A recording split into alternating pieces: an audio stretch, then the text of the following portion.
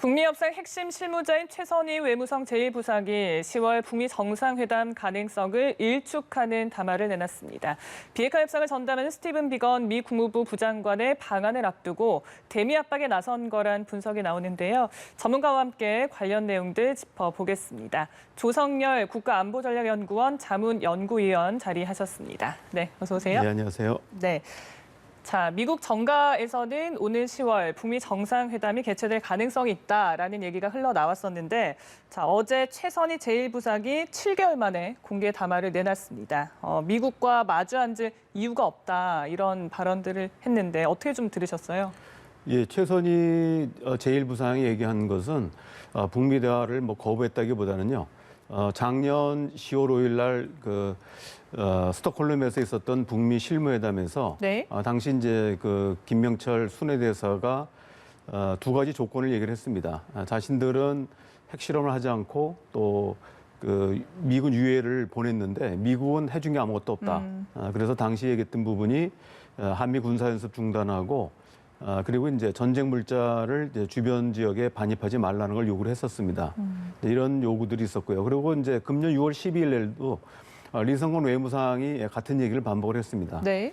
이번 이제 최선희 제1부상도 적대 정책이라는 표현을 썼습니다만은 기존의 입장과 같다고 볼 수 있습니다. 다시 말하면 자신들이 전제 조건을 얘기했던 내용들이 충족되지 않는다면 북미 대화는 무의미하다 이런 뜻이라고 볼 수 있습니다. 그러니까 전제 조건이 있어야만 대화의 장으로 나오겠다. 예, 그러나 그렇습니다. 이 판을 깬 건 아니다. 깬다는 얘기는 네. 아직은 그런 의사는 없는 것 같습니다.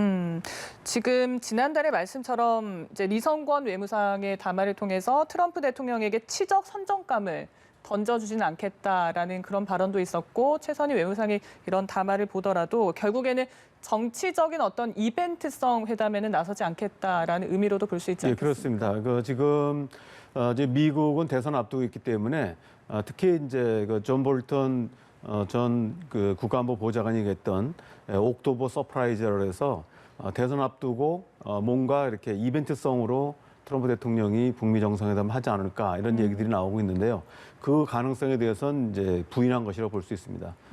다시 말하면 실질적으로 자신들이 요구했던 내용들, 그러니까 전제 조건이 충족되지 않고 네. 또 만나더라도 실질적으로 성과가 보장되지 않는다면 미국의 정치 일정에 맞춰서 트럼프 대통령의 대선에 이용될 수 있는 그런 어떤 정치적 이벤트는 이제 하지 않겠다는 것이 이번 최선희 제1부상의 얘기다 이렇게 볼 수 있습니다. 네, 그러니까 정치적인 어떤 이용을 넘어서 기존 북미 합의를 이행하는 진정성을 보여라라는 의미인 것 같은데 더불어서 여기에서 우리와 판을 새롭게 짤 의지가 없는 미국이라는 표현을 썼거든요. 그럼 이 새 판은 어떤 걸 의미하는 겁니까? 그러니까 작년 하노이 노딜 이후에 북측에서 계속 얘기한 것이 미국이 새로운 셈법을 내놓으라고 했습니다. 그리고 작년 10월 4일과 5일 스톡홀름에서 만났지만 미국은 이제 기존 입장을 고수했거든요. 네, 그렇기 때문에 결국 작년 연말에 있었던 정치 확대회의에서 정면 돌파전을 선언했습니다. 그리고 미국과의 협상이 장기성을 띌 수밖에 없다 이런 입장을 취했는데요.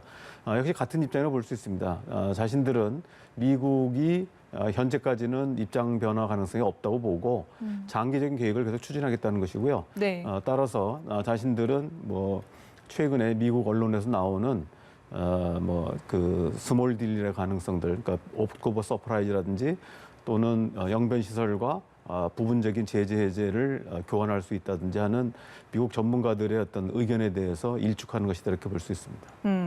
그렇다면은 어느 정도 수준의 양보여야만 북한이 대화의 장으로 나올까요? 지금 북한이 얘기하는 거는 명확하게 입장을 여러 차례 밝혔습니다.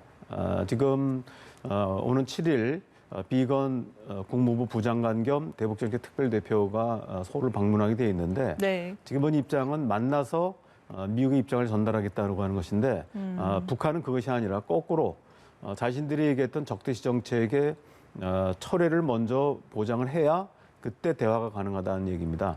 이게 이제 작년 10월 5일 스톡홀름서부터 계속 반복되는 얘기인데요. 지금도 마찬가지입니다. 그러니까 한미 군사연습을 중단하고 또 전략 물자의 반입을 중단하는 것을 선언한다면 만나볼 수 있지만 그런 전제 조건 없이 만나서 얘기를 해보자라고 하는 그 자체는 오히려 미국의 어떤 대선 국면에 이용만 당할 수 있다는 이제 우려 때문에 그걸 이제 완강하게 거부하고 있다 이렇게 볼 수 있습니다. 네.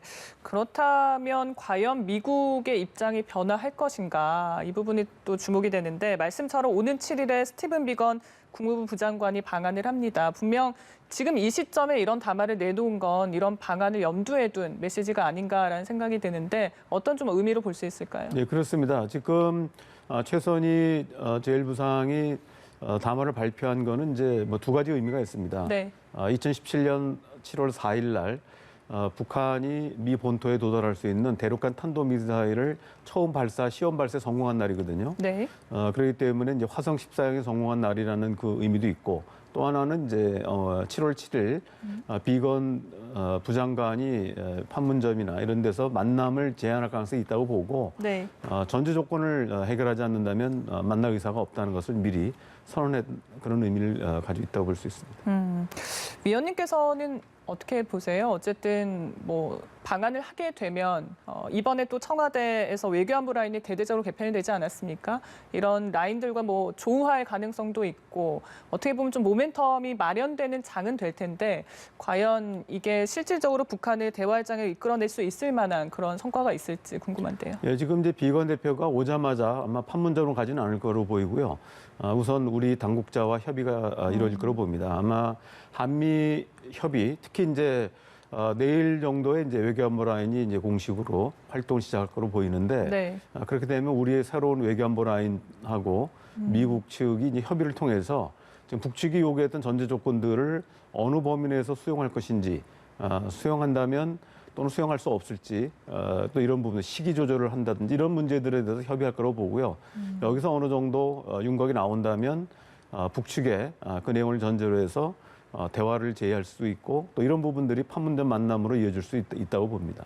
그러면 이번에는 판문점에서 좀 북측과 대화를 시도하지는 않을 거다 이렇게 보시는 아니요, 거죠? 그게 아니라요. 그러니까 비건 대표가 와서 예상외로 길게 지금 네. 나흘 정도 머무를 거로 예정이 되고 있습니다. 네. 그렇기 때문에 그 사이에 우리 측하고 먼저 사전 협의가 이루어지고 여기서 합의가 이루어진다면 아마 판문점 회동을 제안할 가능성이 있고요. 비건 대표의 이제 파트너가 최선희이기 때문에 이번에도 최선희 제1부상이 7개월 만에 담화를 직접 발표한 이유는 파트너인 비건을 의식했기 때문에 그렇다고 볼 수 있거든요. 네. 그래서 협의가 잘 된다면 판문점 회동이 가능하고요. 만약에 한미 간의 협의가 제대로 안 된다면 아마 판문점 회동도 어렵지 않겠나를 생각합니다. 이번에 이제 한미 간의 협의를 좀 지켜봐야 되는 상황인데 그 일부 보도에서는 좀 그 미측의 공개적인 대북 메시지가 있을 거라는 관측도 있더라고요. 그러니까 이제 그 메시지라고 하는 게 예. 지금 한미 협의 없이 특히 이제 북한이 요구하는 전제 조건이라고 하는 게 한미 군사연습이나 또 그에 따른 전략물자 반입 문제이기 때문에 이 부분은 우리 정부 협의 없이는 불가능하다고 봅니다. 그래서 네. 오자마자 어떤 입장을 표명하기보다는 우리의 새로운 외교안보 라인과 협의를 해서 네. 합의된 내용들을 밝히게 되면 이 부분이 이제 북측에 대한 신호가 메시지가 전달이 된 거로 보고요. 뭐 이런 걸 통해서 아마 협상이 가능하지 않을까 생각합니다. 네. 그런데 어제 이제 최선희 일부장이 섣부르게 중재 의사를 표명하는 사람이 있다 이런 언급도 있었는데 이게 문재인 대통령을 겨냥한 발언이지 않겠습니까? 네, 요건 이제 시간적으로 보면은 지금 비건의 방한 그 앞선 문제라고 볼 수 있는데요. 네. 우리 정부에서는 이제 지금 교착 상태에 있는 남북 관계, 북미 관계를 뚫기 위해서 우리 정부가 적극적으로 북미 대화를 이어가겠다고 하는 것이고요. 이 부분은 이제 남북 차원에서의 어떤 독자적인 대화 노력은 계속하되 결국은 이제 북미 대화가 어느 정도 진행이 돼야만 네. 남북 관계와 북미 관계가 이제 수레의 양바퀴처럼 걸러갈 수 있는 것이기 때문에 어떤 원론적인 측면에서 우리 대통령께서 얘기를 하신 것이고 이런 부분에서 북측에서는 이 어떤 북미 간의 협의를 먼저 하라는 얘기를 아마 제시한 것 같습니다. 다시 말하면 어차피 우리가 북한에 대해서 얘기한다고 되는 것이 아니라 한미 협의가 전제가 돼야 되거든요. 네. 그런 면에서는 북측에서 우리 측에 대해서 이제 북미 협의를 먼저 하고 성과를 가지고 나와라 이런 신호라고 볼 수 있습니다. 네. 그럼 단도직입적으로 그 스티븐 비건 방한 이후에 어느 정도 수준에서 협의가 좀 이뤄질 거라고 보시는지요? 예, 뭐 예측하기는 어렵습니다만은 아무래도 그 대화의 불씨를 살리기 위해서는 네. 한미 군사 연습에 대한 어느 정도 조정이 불가피하다고 봅니다. 그래서 뭐 시기를 연장하든지 아니면은 규모를 대폭 축소하고 이제 CPX 훈련이라고 해서 도상 훈련 형태로 축소한다면 뭐 북측으로서 어느 정도 그 대화할 수 있는 여지가 있지 않나 생각을 하고요. 네. 결국은 이제 북측의 체면을 살려주면서 또 우리가 필요로 하는 북미 대화의 모멘텀 그리고 남북 대화의 모멘텀을 이어갈 수 있다고 봅니다. 특히 이제 이번에 협의가 되면은 미국이 북측에 내놓는 제안뿐만 아니라 우리 측이 그동안에 이제 요구했던 한미 워킹그룹의 성격 전환, 다시 말하면 이제 지금까지는 다소 규제 기구처럼 역할을 해왔던 부분에서 남북 교류 협력의 지원 기구로 성격이 전환된다면 네. 이 부분도 북미 대화뿐만 아니라 남북 대화에도 긍정적인 신호로 작용할 거라고 봅니다. 네. 반면 이제 북한은 미국의 장기적인 위협에 대비를 해서 전략적인 계산표를 짜놨다고 했습니다. 혹시 뭐 협의가 좀 잘 안 될 경우를 가정을 해서 도발에 나설 그런 가능성도 있다고 보시는지요? 예, 그렇습니다. 사실 이번에 김정은 위원장이 전격적으로 북한 총참모부의 4개 군단 행동 계획에 대해서 보류 조치를 한 것이지 취소한 건 아니거든요. 그리고 2017년도에도 그 괌 주변의 4개 도서에 대한 위협 사격을 예고했다가 전격 보류했는데 그러나 결과적으로는 이제 보름 뒤에 일본을 향해서 쏜 적이 있고요. 또 수소폭탄 실험까지 한 바가 있습니다. 그래서 이번에 북한의 조치는 일시적인 휴전이고 보류라고 보고요. 만약에 자신들이 원하는 결과가 안 나오면 뭐 언제라도 전략 도발의 가능성이 남아있다 이렇게 볼 수 있습니다. 네, 알겠습니다. 오늘 말씀은 여기에서 마무리하겠습니다. 조성열 국가안보전략연구원 자문연구위원과 오늘 얘기 나눴습니다. 네, 고맙습니다. 네, 감사합니다.